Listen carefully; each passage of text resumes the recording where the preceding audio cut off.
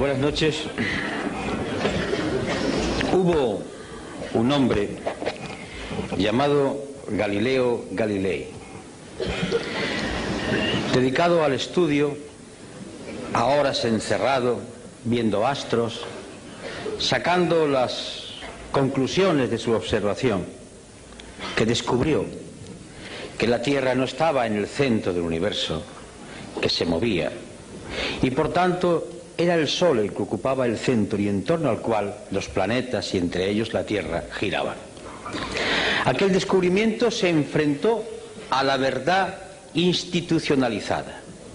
El Vaticano, la Iglesia, las creencias populares del momento y la insistencia en el mantenimiento de lo que él había descubierto le costó ir a juicio. Y frente al acusado, ¿cómo podía él pensar que se había equivocado Aristóteles? ¿Cómo podía pensar él que las Sagradas Escrituras mentían? ¿Cómo podía atreverse él, un ingenuo sabio, a pensar que había descubierto algo que fuese en contra de lo que el magisterio de la Santa Madre Iglesia venía diciendo hacía siglos? Y sobre todo, ¿es que acaso el pueblo no aclamaba contra aquel que se atrevía a poner en duda la centralidad del planeta Tierra? Las presiones son tremendas. Tiene casi que abjurar. Pero en un momento, en la rebeldía última, y musitando casi con una sonrisa a lo Saramago, suave pero firme, dice en el italiano natal: "Eppur si muove", y sin embargo se mueve. Porque los cálculos matemáticos, porque las observaciones, porque el ejercicio de la razón, porque lo que sus ojos estaban viendo noche tras noche, le estaban demostrando que era la Tierra la que se movía. Pues bien, estamos hoy en la España de 1999, en la Europa de 1999 y en el mundo, en un momento en el que en otras ocasiones de la historia las sociedades han tenido que escoger un camino u otro, o seguir en la resignación o plantar cara, la rebeldía que acaba de decir Manolo Cañada. La resignación es un producto que, como cualquier droga, duerme a la gente, duerme su conciencia. La resignación es como la morfina, la cocaína o la heroína. La resignación es producto de muchas causas. Yo voy a enumerar unas cuantas. La resignación es hija de ese discurso totalizador, cual si fuese una nueva religión. No hay más verdad que la competitividad. No hay más santos ni más poderes que los mercados. La economía tiene que crecer constantemente, no importa que se contaminen las aguas, que se contaminen los ríos, los mares o los aires. Competitividad, crecimiento sostenido y los mercados. Eso es lo único que importa. Su poder no puede ser contestado. Y además nos demuestra la existencia de las propias sociedades que esto es lo que produce bienestar.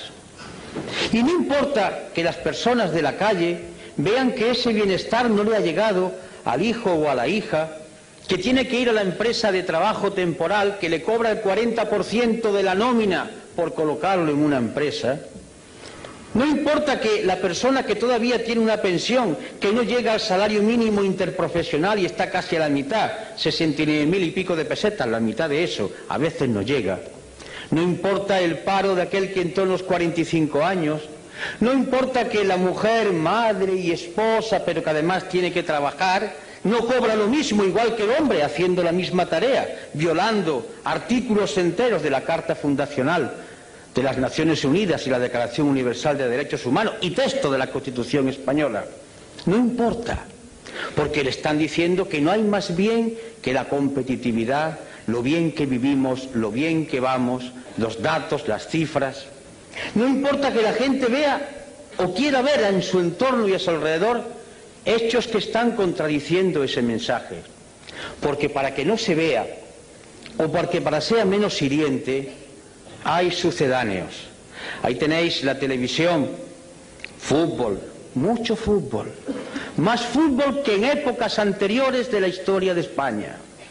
Ahí tenéis concursos degradantes que no alimentan la razón, el estudio, el análisis.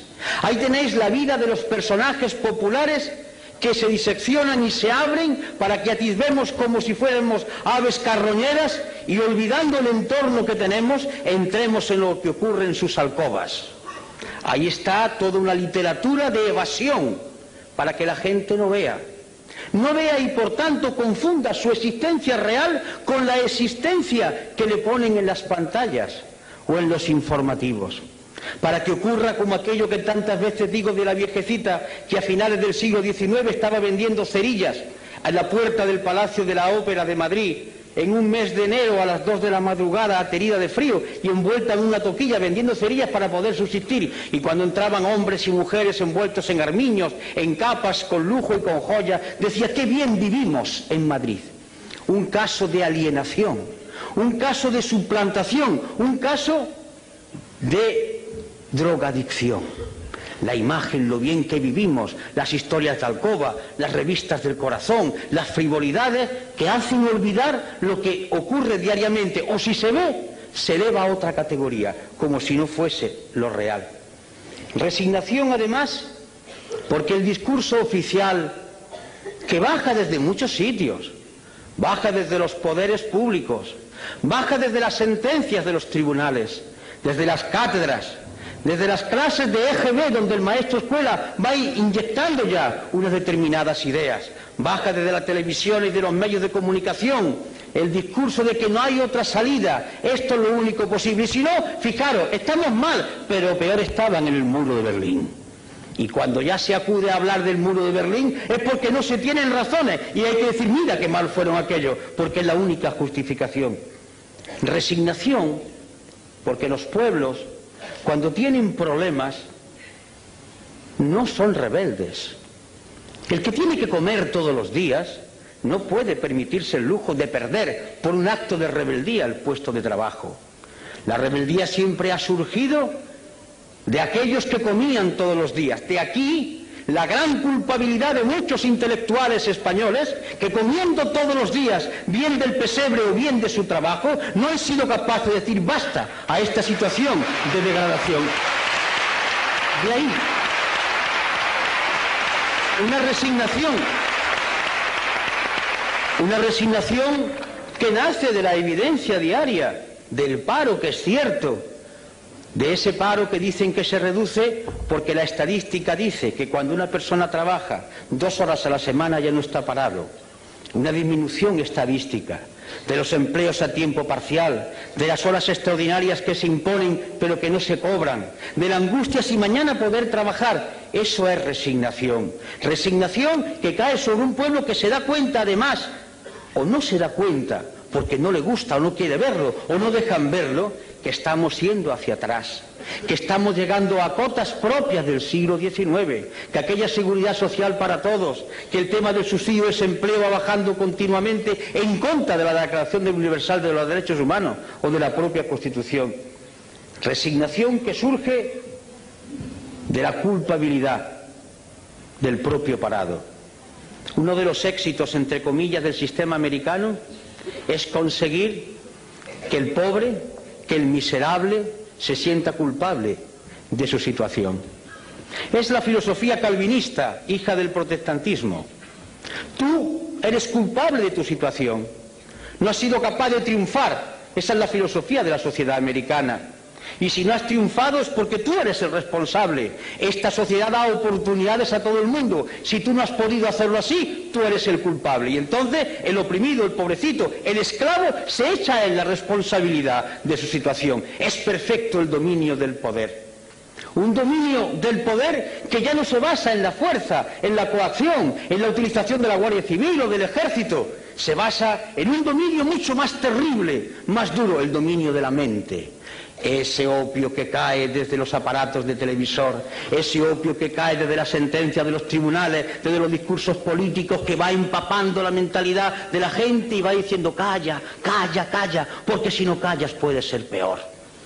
Esa es la resignación que se produce como consecuencia de sentirse separado, que él es el autor de su situación. Y por tanto aquel compañero que ha sido acusado de que cobró una vez indebidamente el seguro de desempleo, ¡ah, miserable, tú eres el culpable! No importa que los ladrones de alto copete sean exhibidos como figuras brillantes a enseñarle a los hijos como ejemplo a seguir, pero el miserable que ha estafado solamente un mes del seguro de desempleo es el culpable de todo lo que está ocurriendo.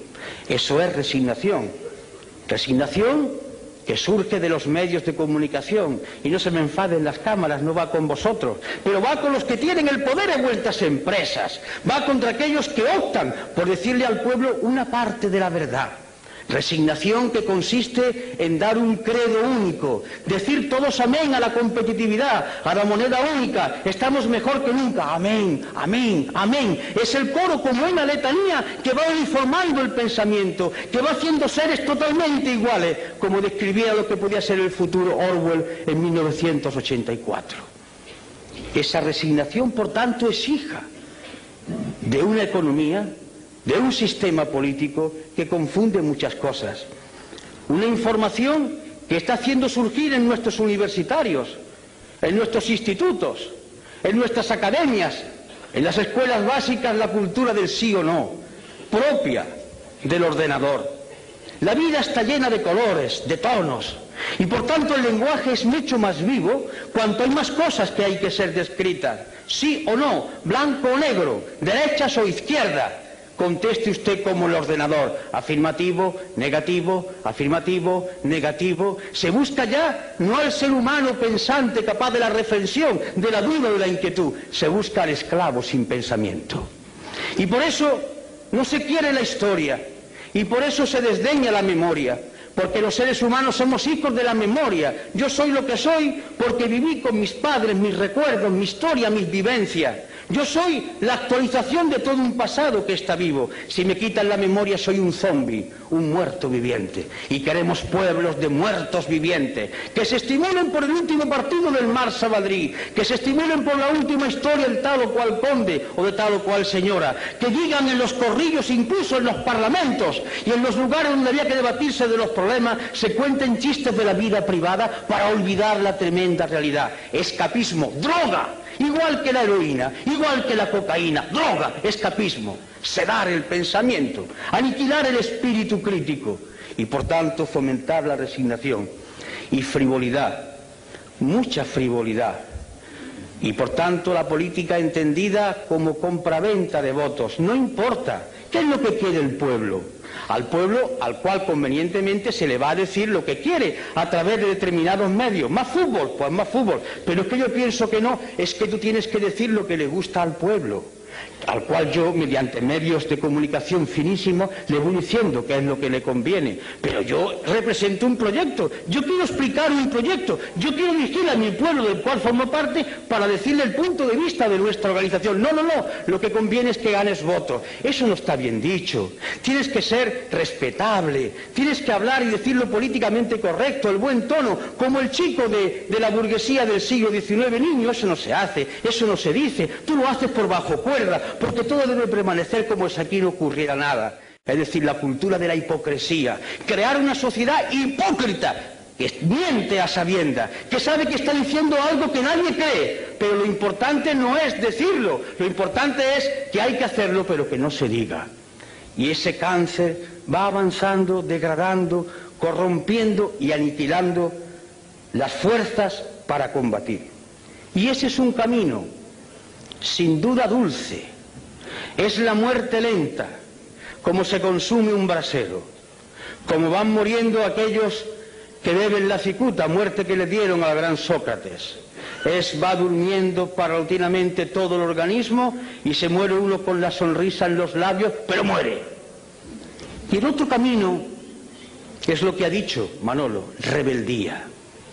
Pero la rebeldía no es un gesto altisonante, no es un grito, no es un insulto, no es una pedrada, no es una mala contestación, es mucho más profundo. La rebeldía es un grito de la inteligencia y de la voluntad que dice, y lo voy a decir en Román Paladino, no me da la gana de decirle que sí a esta actual situación. ¿Por qué? Porque no quiero. y me niego a decirle que sí, porque entiendo que puede haber otra situación y por tanto yo no asumo esta podedumbre y no participo de ella y lucho contra ella. Y esta actitud es una actitud intelectual. Y cuando digo intelectual no quiero hablar de universitario, de la mente de cualquier ser humano.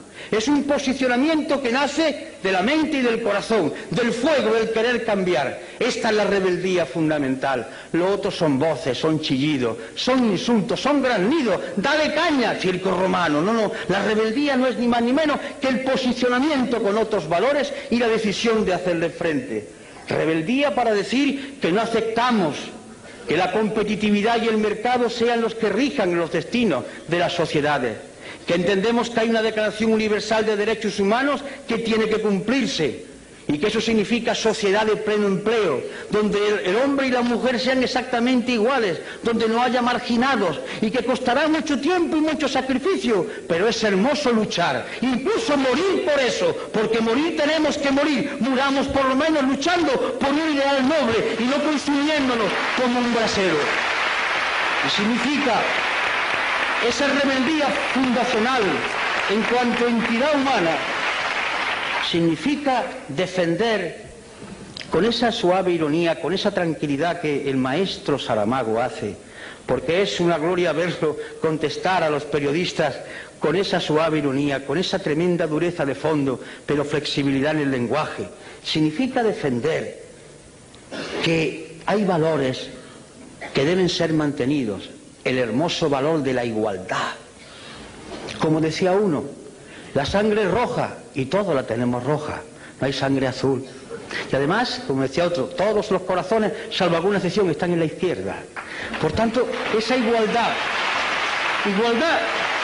que hace que los seres humanos nazcan de la misma manera. Una igualdad esencial, no igualitarismo. Y por tanto, dignidad de la persona por ser lo que es, persona. Y junto a la igualdad, la libertad. Pero hablar de libertad es algo muy grande, porque libertad es asumir que se tiene la conciencia libre, que no es lo mismo que libertad de conciencia. La conciencia libre significa que yo puedo decidir si yo tengo todos los elementos para formular mi decisión. Estoy bien informado, estoy bien formado, me alimento todos los días, tengo un techo donde guarecerme, tengo una ropa que ponerme y una vez que tengo mis necesidades más elementales satisfechas, yo puedo empezar a pensar para ser un hombre libre.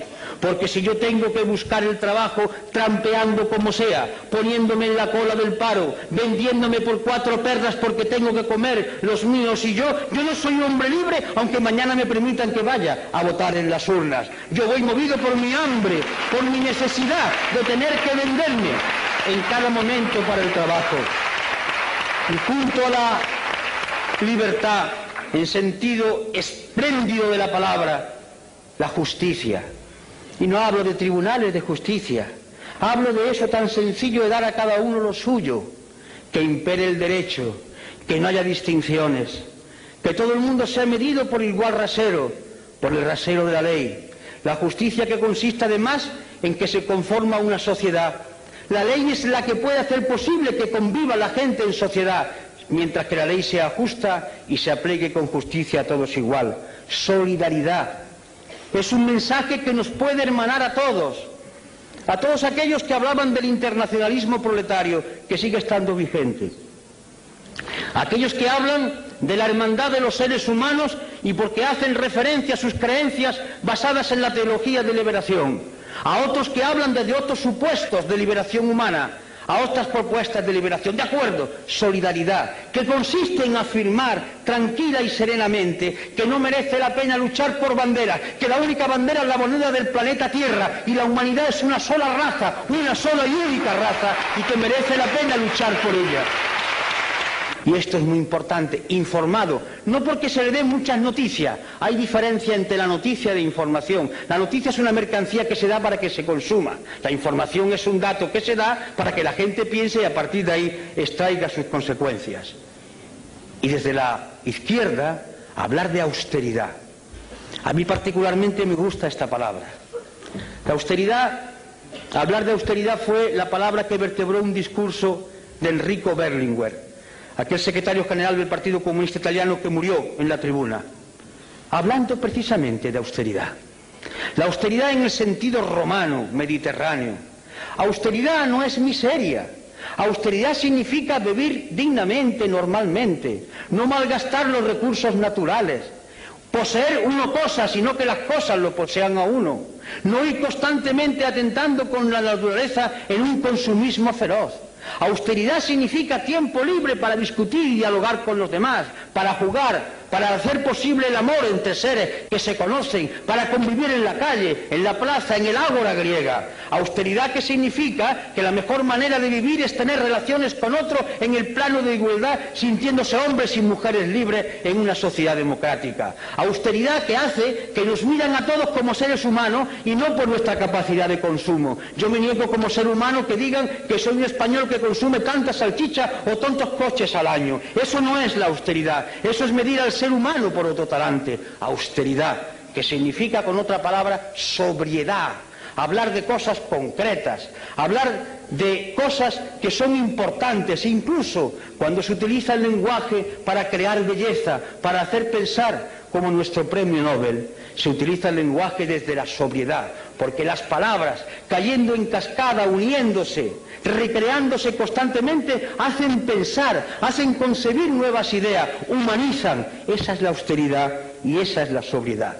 Y a partir de ahí es cuando comienza el discurso y la propuesta, la sociedad de pleno empleo, el desarrollo sostenible, el reparto del trabajo, es decir, el discurso rojo, verde, violeta, el discurso de la paz. Paz. Y la paz no es la ausencia de guerra. La paz, por ejemplo, es que el día 9 estemos llenando Rota, porque quieren transformar la base militar en una superbase, violando el punto tercero de lo que acordó el pueblo español en el referéndum en 1986. La paz significa que mañana 1.200 hombres y aviones españoles que cuestan un dinero no puedan entrar en la antigua Yugoslavia, porque no han sido consultados las Cortes Generales y porque se ha violado nuevamente el artículo 62 de la Constitución. Significa, por tanto, hablar de paz, paz como justicia, como entendimiento entre seres iguales que son capaces de razonar. Y bien, los mecanismos son los de siempre. La movilización. ¿Qué es movilizar? Desde la izquierda, siempre movilizar no ha sido solo llenar las calles de gente, que también. Movilizar ha sido concienciar. Nosotros existimos, los que queremos pensar por nuestra cuenta, para perturbar a los demás. Si hay aquí algún creyente, me dirijo a él o a ella, para recordarle la frase que hoy explicaba yo en la universidad cuando una persona, un compañero que era representante, parece, de la teología de la liberación, me preguntaba, y le recordaba yo un pasaje del Evangelio, de mi época pasada, soy conocedor. Decía, mirad, una de las cosas que figura en el Evangelio es cuando le preguntan a Jesús de Galilea, ¿tú que has venido aquí a traer la paz? Dice, yo no, he venido a traer la guerra. ¿Y qué quería decir? He venido a concienciar, a perturbar. Nosotros no queremos gente tranquila, drogada, queremos gente que inquieta. Venimos a perturbar, a agitar cerebro, a mover conciencia. Existimos en la medida que movilicemos el pensamiento. Como decía en aquella iglesia que en el barrio Naranjo de Córdoba, levántate y piensa, es lo más revolucionario que he visto en mi vida, porque la rebeldía empieza aquí, en la cabeza que dice, no sirvo, no me da la gana, no quiero asumir estos valores. Movilización que significa, por tanto, ese esfuerzo por pensar y por hacer pensar. Los grandes revolucionarios de la historia, la característica fundamental fue que hicieron pensar. La revolución la hicieron las gentes, las masas, los colectivos, pero el valor de ellos es el pensamiento que pusieron en marcha, es el concepto de la movilización en torno a lo concreto y con las alianzas de todo el pueblo. Por eso hacemos llamamientos, queremos unidad, pero no para repartirse sillones, para hacer programas de transformación. ¿Qué hacemos en el pueblo? ¿Qué hacemos en la comunidad autónoma? ¿Qué hacemos en España? ¿Qué hacemos en Europa? Alianzas.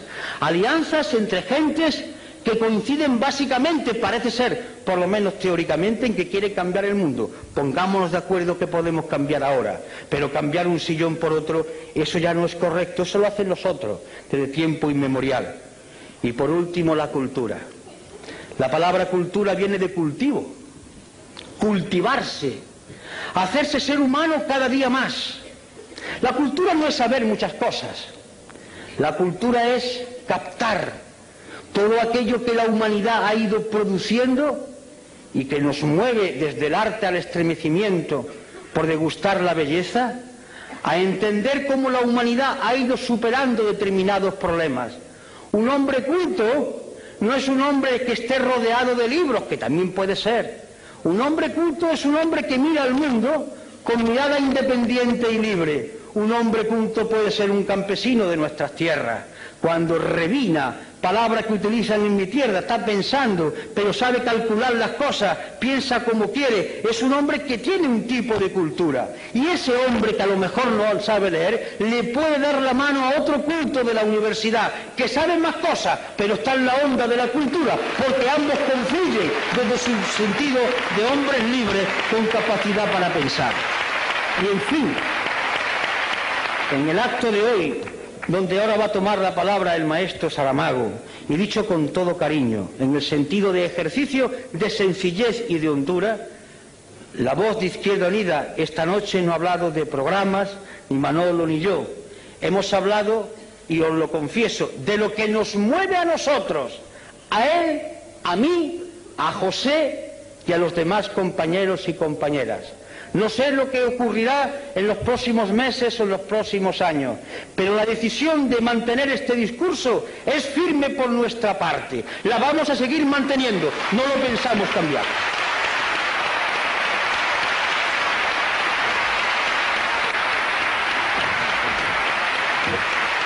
Gracias.